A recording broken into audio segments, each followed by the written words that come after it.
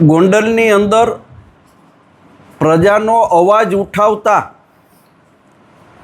કોંગ્રેસ પાર્ટીના આગેવાનશ્રીઓને દબાવવા માટે Bharatiya Janata party police તંત્રનો બેફામ દુરુપયોગ કરી રહી છે।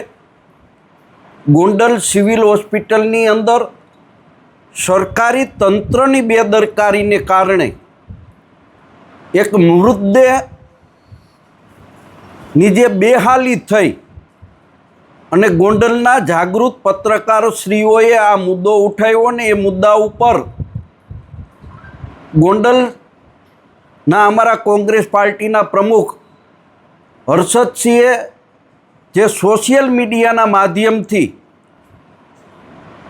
પોલીસ તંત્ર અને સરકારી તંત્રની જે ટીકાઓ કરી, આ વાત ભારતીય જનતા પાર્ટીના લોકોને અને પોલીસ તંત્રને ન ગમતા ખોટી એફઆઈઆર કરી હર્ષદસિંહની ધરપકડ કરવામાં આવી।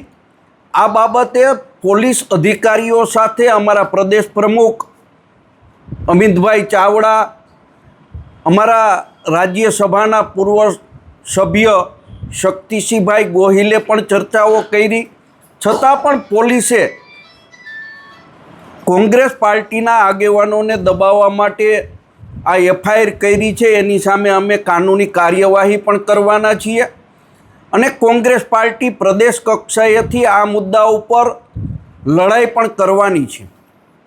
સાહેબ, કોંગ્રેસ દ્વારા કંઈક રાજીનામું આપવામાં આવે છે, સ્વાભાવિક છે કે પોલીસ તંત્ર દ્વારા જે રીતે ગોંડલ શહેર અને તાલુકાના કોંગ્રેસ પાર્ટીના આગેવાન કાર્યકર્તાઓને દબાવવા માટેનો પ્રયત્ન કરવામાં આવે છે,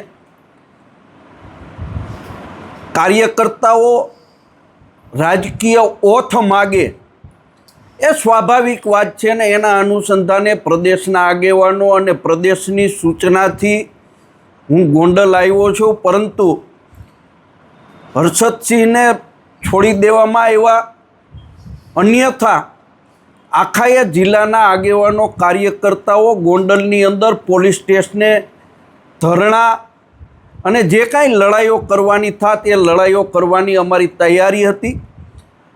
સ્વાભાવિક છે કે કાર્યકર્તાઓમાં થોડીક આના પ્રત્યે નિરાશા હોય એટલે મીડિયાની અંદર કે સોશિયલ મીડિયાની અંદર ક્યાંય રાજીનામું આપવાની વાત કરી હશે, પરંતુ ગોંડલના અમારા કાર્યકર્તાઓ હિંમતવાળા છે, અમારા આગેવાનો હિંમતવાળા છે અને કોંગ્રેસ પાર્ટીમાં સાથે રહી અને પ્રજાના પ્રશ્નોને ઉજાગર કરવા માટે લડાઈ કરવાના છે। એટલે આવો કોઈ પાર્ટી છોડવાની વાત નથી।